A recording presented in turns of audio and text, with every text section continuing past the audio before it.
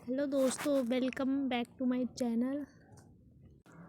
Hello दोस्तों, तो हम आज जो हमारा ओबीजी सब्जेक्ट है midwifery ANM second year, so ये तो जीएनएम में भी होता है। जो ओबीजी हमारा सब्जेक्ट है, ओबीजी का मतलब मैं आपको बता दूँ ऑब्स्टेट्रिक एंड गायनेकोलॉजी होता है। ओके, तो आप चाहो तो ओबीजी के बारे में डिटेल में आप देख सकते हो। एंड ये जो एक्टोपिक प्रेगनेंसी है, ये एक ओबीजी का चैप्टर है पूरा, और ये काफ़ी लेंदी है। सो इसको हम टू पार्ट में डिवाइड करके स्टडी करेंगे, बिकॉज काफ़ी ये लेंदी है। ओके, तो सबसे पहले हम देखते हैं एक्टोपिक प्रेगनेंसी। एक्टोपिक प्रेगनेंसी क्या होता है, इसका जो इंग्लिश वाली वीडियो है वो पूरी डिटेल में हमारी वीडियो पड़ी हुई है। एंड ये हिंदी वीडियो है, इंग्लिश और हिंदी दोनों मिक्स है। बिल्कुल हम इजी तरीके में इसको पढ़ेंगे, जितना बुक में दिया है वैसे नहीं, बिल्कुल इजी डेफिनेशंस देखेंगे। ओके, और एग्ज़ाम में इस साल ओबीसी जो मिडवाइफरी हमारा सब्जेक्ट है, इस बार एग्ज़ाम में पूछा गया था ये क्वेश्चंस 10 मार्क्स में। ओके, तो ये देखो, ये जो आपका इम्प्लांटेशन प्लेस है वो आपको बनाना होता है। ओके, और ये मोस्ट इम्पोर्टेंट है, क्योंकि अगर आप पेपर में बनाते हो तो इस पर काफ़ी अच्छे मार्क्स बनते हैं।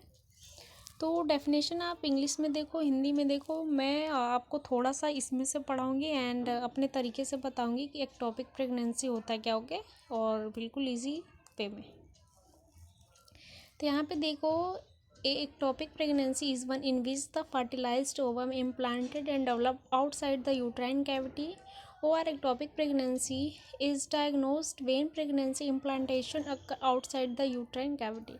देखो, इसमें आपको इंग्लिश में दिया गया, हिंदी में देखो क्या दिया है। यह एक असामान्य गर्भावस्था है जिसमें निषेचित ओवम का आरोपण एक विकास गर्भावस्था गुहा से बाहर हो जाता है। सो कुल मिला जुला का आपका जो एक टॉपिक प्रेगनेंसी का जो डेफिनेशन है वो है कि जो एक एग होता है ना, फर्टिलाइज्ड ओवम। ओके, तो वो यूट्राइन कैविटी में इम्प्लांट ना होके यूट्राइन कैविटी के आउटसाइड कहीं भी इम्प्लांट हो जाता है, सो उसे हम बोलते हैं एक्टोपिक प्रेगनेंसी। मतलब कि जो फर्टिलाइजेशन है ना, वो यूट्रस में ना होके यूट्रस के आउटसाइड कहीं भी किसी भी पार्ट में हुआ है, उसको हम बोलते हैं एक्टोपिक प्रेगनेंसी। अगर आप चाहो तो इस बुक से आप नोट्स बना सकते हो। सो ये मीनाक्षी मैसी की बुक है। ओके,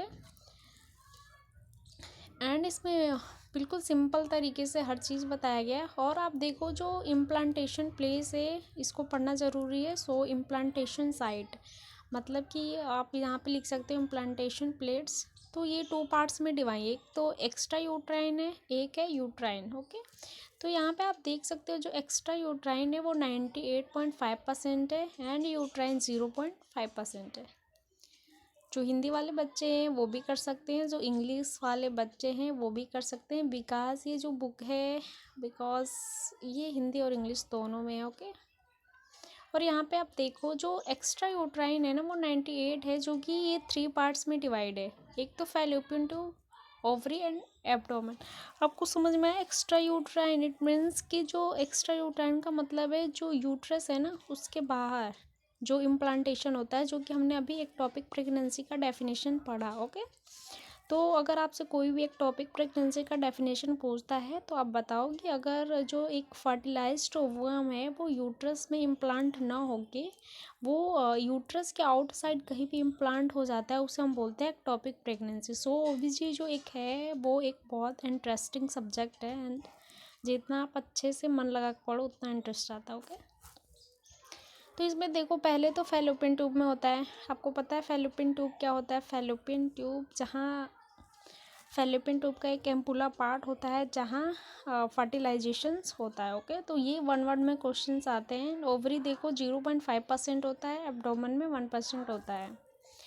एंड यूट्राइन में देखो 3 पार्ट्स में होता है, सर्वाइकल होता है, एंगुलर होता है एंड कोरोनल होता है। ओके, और यहाँ पे देखो फैलोपियन ट्यूब में भी 4 पार्ट्स हैं। आपको पता है कि फैलोपियन ट्यूब में भी 4 पार्ट्स होते हैं। कौन कौन सा होता है? एम्पुला, इस्थमस होता है, इनफंडिबुलम होता है, इंट्रास्थिसल होता है। ओके, तो इसका मेन है वो है इटियोलॉजी। इटियोलॉजी पढ़ो, कॉजेज बोलो, जो भी बोलो, इटियोलॉजी का मतलब भी कारण होता है एंड कॉजेज का मतलब भी कारण ही होता है। ओके, तो इसका एटियोलॉजी मेन है। सो यहाँ पे आप देख सकते हो अस्थानी गर्भावस्था, मतलब कि एक टॉपिक जो प्रेगनेंसी है, इसको हम हिंदी में अस्थानी बोलते हैं। ओके, इसको मतलब निम्न में 2 प्रकार के होते हैं। जो इसका एटियोलॉजी दी गई है ना, वो 2 टाइप्स में दी गई है। फोर हम देखते हैं कौन कौन सी है। ओके, यहाँ पे आप देखो, यहाँ पे एक तो दिया गया है पीआईडी। पीआईडी का मतलब होता है पेल्विक इन्फ्लामेटरी डिजीज। सो पीआईडी का नोट्स मैंने शॉर्ट्स में डाल रखा, आप चाहो तो वहाँ से देख सकते हो। सो पीआईडी भी एक इम्पॉर्टेंट टॉपिक है जो कि एग्ज़ाम के थ्रू पूछा जाता है। ओके, एंड ऐसे कारण जो निषेचित ओवम को यूट्राइन कैविटी में जाने से रोकते हैं। मतलब कि इसका कहने का मतलब है कुछ ऐसे कॉज हैं जो कि एक ओवम होता है ना, फर्टिलाइज्ड ओवम, वो यूट्राइन कैविटी में उसको जाने से रोकता है। तो आपको जाहिर सी मतलब बात है कि फैलोपियन वो कौन से कारण हो सकते हैं। एक तो सीलिया हो सकता है। इट मीन्स सीलिया का फंक्शंस क्या होता है, सीलिया का फंक्शंस होता है कि अगर कोई भी वस्तु जा रही है तो उसको ढकेल के आगे करने में वो मदद करता है। ओके, तो अगर सीलिया अगर वहाँ से नष्ट हो गई है, सैड हो गई है, तो फिर प्रॉब्लम्स हो सकती है, क्या पता फर्टिलाइजेशन वहीं पे हो जाए। तो यहाँ पे देख सकते हो आप पीआईडी दिया है, पीआईडी पेल्विक इन्फ्लेमेटरी डिजीज़। ये प्रॉपर एक नोट्स है पीआईडी। ओके, ये एक डिजीज़ कंडीशन है पेल्विक इन्फ्लेमेटरी डिजीज़। तो आप चाहो तो मैंने शॉर्ट्स में डाल रखे हैं, वहाँ से आप स्क्रीनशॉट लेके नोट्स बना सकते हो। मैंने अपना ओके, पीआईडी होने से अंडवाहिनी के आंतरिक कला पे उपस्थित सीलिया नष्ट हो जाती है। मैंने बताया कि सीलिया का फंक्शन क्या होता है। सीलिया का फंक्शन होता है कोई भी चीज़ को आगे ले जाने में मदद करता है। सो मेन फंक्शन सीलिया का ही होता है। तो यहाँ पे आप देखो क्या दिया है, सीलिया का नष्ट हो जाना। जब ये नष्ट हो जाएंगे तो वो आगे नहीं पढ़ पाएंगे। सो क्या होएगा, वहीं पे इम्प्लांटेशन हो जाएगा। एंड जो इनकी मतलब यूट्राइन कैविटी की तरफ जाने वाली गति है वो धीमी है। बिल्कुल इजी तरीका है। पीआईडी क्यों होता है, इसमें का जो सीलिया होता है वो नष्ट हो जाता है और ओवम को आगे जाने में मदद नहीं कर पाता है। सो वहीं पे क्या होता है, फर्टिलाइज्ड हो जाता है। सो उसी को बोलते हैं टॉपिक प्रेगनेंसी, और इसका मेन कॉज यही है PID, pelvic inflammatory disease. And यहाँ पे देखो आईयूडी दिया है, इंट्रा यूट्राइन डिवाइसेस भी हो सकता है। आपको पता है कि आपने पढ़ा होगा वैसे इंट्रा यूट्राइन डिवाइस क्या होता है। इंट्रा यूट्राइन डिवाइस आपको मैं बता दूं, जैसे कि फॉर एग्ज़ाम्पल कॉपर्टी होता है। कॉपर्टी आपने नाम सुना होगा, जो प्रेगनेंसी को क्या मतलब ब्रेक देने के लिए अब 5 ईयर्स के होते हैं, 3 ईयर्स के होते हैं। सो इनके लिए कोई भी वोमेंस क्या करवाती है, आईयूसीडी का इंसर्शन करवाती है। सो वो भी हो सकता है एक मेन कॉज। यहाँ पे देख सकते हो यूज़ ऑफ ओरल कॉन्ट्रासेप्टिव्स, आपने नाम सुना होगा। ओरल कॉन्ट्रासेप्टिव्स होते हैं जो कि एक्टोपिक प्रेगनेंसी का भी एक मेन कॉजेज़ है। एंड यहाँ पे देखो फैलोपियन ट्यूब की सर्जरी, अगर फैलोपियन ट्यूब में जहाँ फर्टिलाइजेशन होता है, अगर वहाँ पे सिस्ट वगैरह होने की वजह से पहले सर्जरी हुई है तो वो प्रेगनेंसी कंसीव करने में प्रॉब्लम होती है। अगर हो भी जाती है तो क्या होता है, एक्टोपिक प्रेगनेंसी होने के चांसेस बढ़ जाते हैं। एंड यहाँ पे देखो प्रीवियस एक्टोपिक प्रेगनेंसी, अगर वो वोमेन फर्स्ट टाइम प्रेग्नेंट हुई है एंड उस टाइम पे भी उसको एक्टोपिक प्रेगनेंसी रहा है, देन सेकंड टाइम प्रेग्नेंट हुई है, देन उसका एक ये भी कॉज हो सकता है कि वो प्रीवियस के कारण इस टाइम भी एक्टोपिक प्रेगनेंसी होने के चांसेस हो सकते हैं। ओके, एंड यहाँ पे देखो यदि पहले इंड्यूस्ड एबॉर्शन किया गया है तो भी एक्टोपिक प्रेगनेंसी होने की अधिक संभावना है। आपको इंड्यूस्ड एबॉर्शन जब समझ में आएगा जब हम एबॉर्शन चैप्टर को कंटिन्यू करेंगे। एंड बहुत ही इम्पोर्टेंट टॉपिक है abortion. Okay, abortion most important है बिकॉज हर बार एग्ज़ाम में पूछा जाता है। सो ये हमारा एक टॉपिक प्रेगनेंसी भी इम्पोर्टेंट है बिकॉज ये भी हर बार एग्ज़ाम में पूछा जाता है। तो जो भी ओबीसी के मेन पॉइंट्स हैं हम उन्हीं को डिस्कस करेंगे जो एग्ज़ाम के थ्रू पूछे जाते हैं। ओके, एंड यहाँ पे देख सकते हो बी नंबर दिया है, ऐसे कारण जो फैलोपियन नलिका में इम्प्लांटेशन को प्रेरित करते हैं। अब मतलब कि इसमें दिया गया अब ऐसे कुछ कॉज हैं जो उसको प्रेरित करते हैं, एक्टिव करते हैं। ओके, यहाँ पे देखो ओवम की जोना पेलुसिडा मतलब लेयर का समय से पूर्व क्षय हो जाना। ओवम आपको पता है, जोना पेलुसिडा क्या है, ओवम की एक लेयर होती है जो कि क्या होती है, अपने टाइम से पहले ही शेडो हो जाती है। ओके, क्षय का जो इंग्लिश होता है वो होता है शेडो, मतलब कि झड़ जाना वहाँ से, उसी को हम बोलते हैं क्षय हो जाना। ओके, एंड ट्यूबल एंडोमेट्रियोसिस, आपको पता है कि ट्यूबल एंडोमेट्रियोटिस क्या होता है। यहाँ पे देखो मैंने लिखा है to the detection of ectopic endometrial implants on the tube. Endometriosis का मतलब होता है कि जो एंडोमेट्रियम्स की लेयर होती है वो क्या हो जाती है, इम्प्लांट ऑन ट्यूब में इम्प्लांट हो जाती है। ओके, रिस्क फैक्टर आप देख लो, रिस्क फैक्टर मोस्ट इम्पोर्टेंट, अगर आप एग्ज़ाम में आता है तो आप रिस्क फैक्टर ज़रूर लिखना, इससे क्लियर होता है कि रिस्क फैक्टर इसके क्या क्या हो सकते हैं। फर्स्ट है PID, पेल्विक इन्फ्लामेटरी डिजीज़ है। प्रीवियस एक्टोपिक प्रेगनेंसी है, प्रीवियस इनफर्टिलिटी है। इनफर्टिलिटी का मतलब भी आपको पता है। सो इनफर्टिलिटी भी एक प्रॉपर चैप्टर है जिसके बारे में हम आगे डिस्कस करेंगे, ये भी एक कंडीशंस है। Okay, and most important topic है ये भी। और यहाँ पे देखो प्रीवियस इंड्यूस्ड एबॉर्शन है, हमने बताया कि एबॉर्शन भी एक प्रॉपर चैप्टर है। इंड्यूस्ड एबॉर्शन जब भी आपको समझ में आएगा जब हम एबॉर्शन चैप्टर पढ़ेंगे।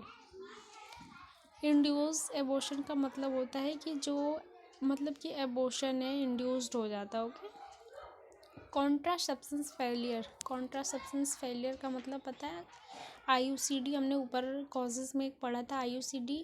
IUCD का फुल फॉर्म होता है आपका इंट्रा यूट्राइन डिवाइस, जो कि अगर इंटर कॉपर्टी फॉर एग्जांपल उसी को बोलते हैं हम, कॉपर्टी आ जाता है उसमें। और ओके, एंड अगर कोई कॉपर्टी लेता है और वो फेल हो जाता है फिर भी प्रेगनेंसी कंसीव हो जाती है, तो उस कंडीशंस में क्या होता है, एक्टोपिक प्रेगनेंसी होने के चांसेस हो सकते हैं। तो यहाँ पे दिया गया contraception failure. Okay, and tubal surgery हो सकती है।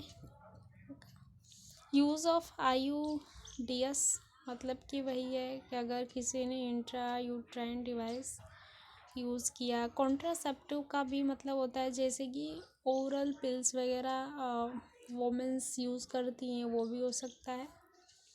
यहाँ पे देखो फैलोपियन ट्यूब डिफेक्ट, यदि फैलोपियन ट्यूब में किसी प्रकार का कोई भी डिफेक्ट है तो ये भी कंडीशंस, मेन कंडीशंस है।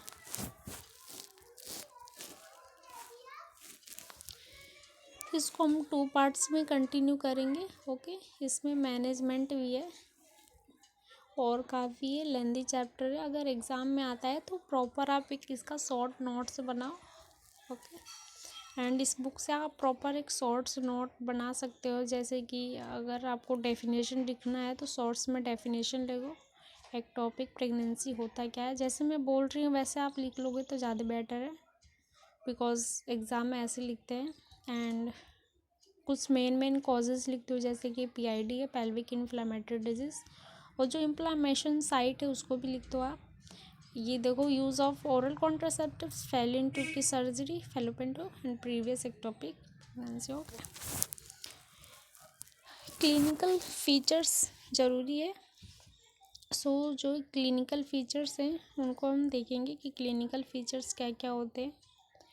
यहाँ पे देखो एक्टोपिक प्रेगनेंसी में प्रकट होने वाले लक्षणों, क्लिनिकल फीचर्स को हम साइन एंड सिम्टम्स भी बोल सकते हो आप, बट OBC में हर टॉपिक में कॉजेज़ के जगह ईटियोलॉजी दिया गया है। एंड जो क्लिनिकल मतलब कि जो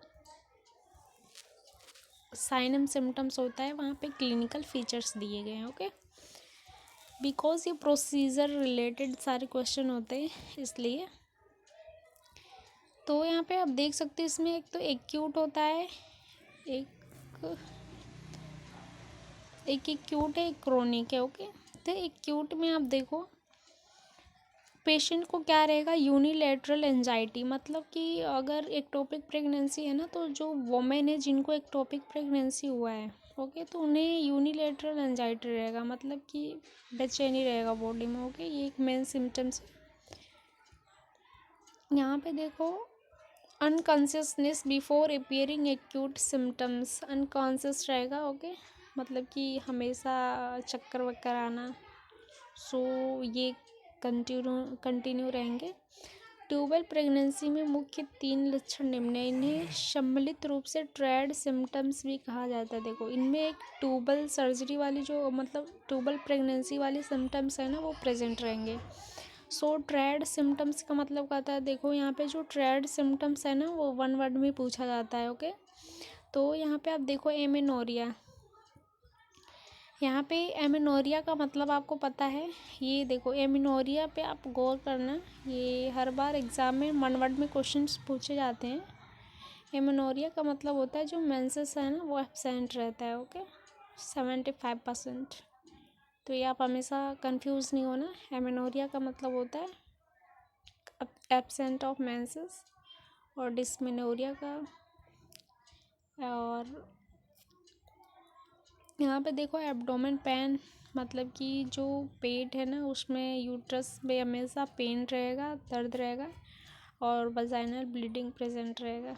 ओके, तो ओबीसी में आपकी प्रॉपर हिंदी नहीं मिलेगी, बिकॉज ओबीसी एक ऐसा सब्जेक्ट है जो आपको हिंदी में ज़्यादा समझ नहीं आएगा। जो मेडिकल टर्म यूज़ किए गए हैं उनको आप ज़्यादा फोकस करो तो बेटर है।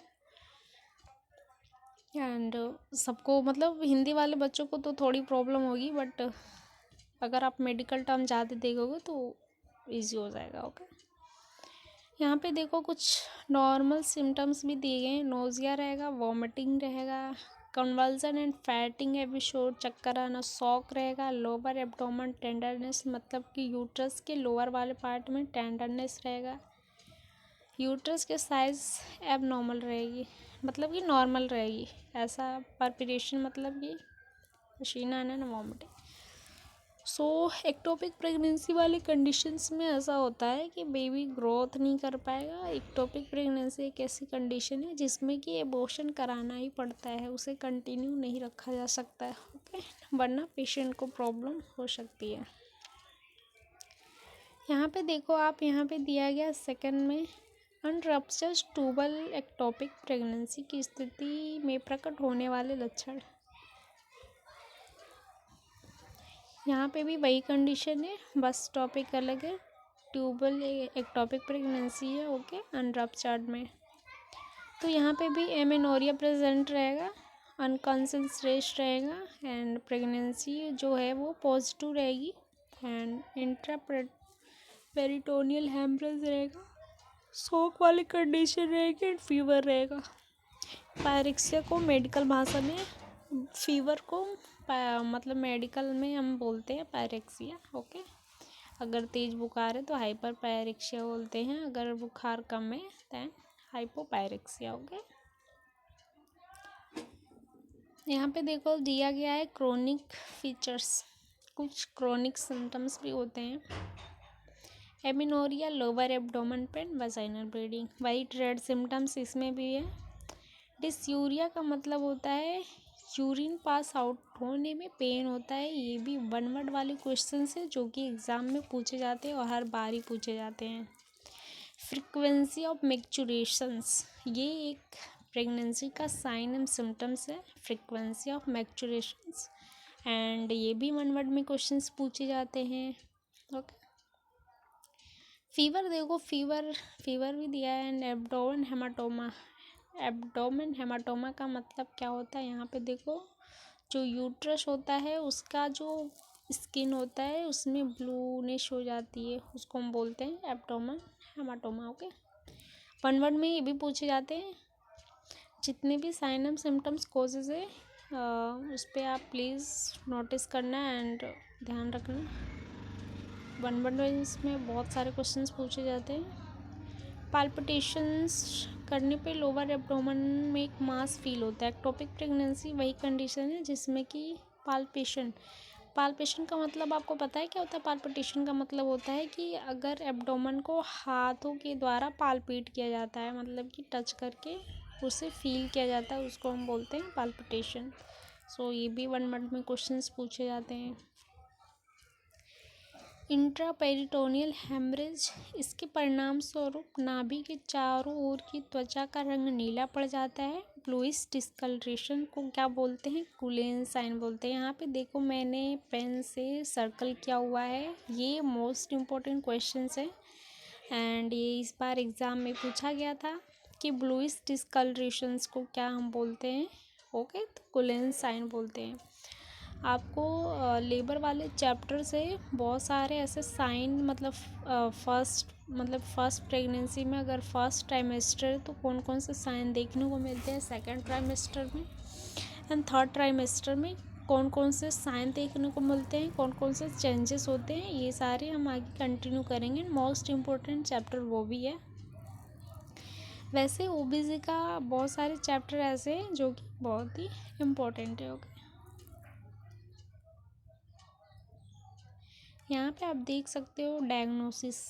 डायग्नोसिस का मतलब होता है कि निदान, हिंदी में निदान है, सो जांच वांच होता है। ओके, तो डायग्नोसिस में यहाँ पे देखो, अगर आपके पास कॉपी पेन आप लेके बैठे हो तो मैं बता दूँ तो पहले क्या करते हैं, पहले आपका होता है हिस्ट्री कलेक्शन। ओके, तो पॉइंट में डाल के लिखो, तो इन सब टॉपिक्स के ऊपर पहले लिखना है। हिस्ट्री कलेक्शन करते हैं, देन फिजिकल एग्जामिनेशन करते हैं, उसके बाद से देखो एब्डोमेन एग्जामिनेशन, वही आगे फिजिकल एग्जामिनेशन में एंड ट्रांसवजाइनल सोनोग्राफी करते हैं, डायलिटेशन एंड क्यूरेटेज करते हैं। डायलिटेशन एंड क्यूरेटेज का मतलब आपको पता है कि क्या करते हैं? डायलिटेशन डीएनसी एक प्रोसीजर है। ओके, जिसमें कि क्या करते हैं, जो मास ऑफ कॉन्सेप्शन यूट्रस के अंदर होता है उसे क्यूरेटेज करके बाहर निकाला जाता है ताकि किसी भी प्रकार का कोई इन्फेक्शन ना हो। एंड बाई मैनुअल एग्जामिनेशंस करेंगे, लैप्रोस्कोपी करेंगे, ब्लड एग्जामिनेशन करेंगे जैसे कि HB haemoglobin, ESR erythrocyte sedimentation rate, ABO blood grouping है एंड कूडोसिंथेसिस करेंगे। HCG की उपस्थिति की जांच करेंगे। HCG क्या है? Human corticoid gonadotropin releasing hormone एक एंड सीरम प्रोजेस्टेरोन की जांच करेंगे। ये चैप्टर काफ़ी लेंदी है, तो अभी हम डायग्नोसिस तक कंटिन्यू करते हैं। सेकंड लेक्चर में हम मैनेजमेंट के बारे में डिस्कस करेंगे। अभी के लिए इस वीडियो को यहीं पे स्टॉप करते हैं। धन्यवाद।